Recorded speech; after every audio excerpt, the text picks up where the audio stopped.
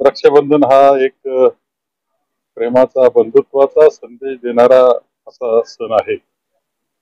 खरं एक सुंदर कल्पना आहे ही रक्षाबंधनाची आणि संपूर्ण देशामध्ये अत्यंत आनंदानं साजरा होणार आहे.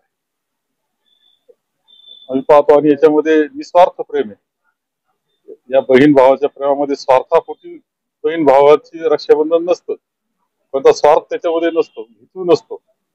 काहीतरी साध्य करण्याकरता म्हणून बहिणीबद्दल जिव्हाळा प्रेम असं नाहीये किंवा बहिणीचं भावाबद्दल हे निस्वार्थ प्रेमाचं एक प्रतीक आहे.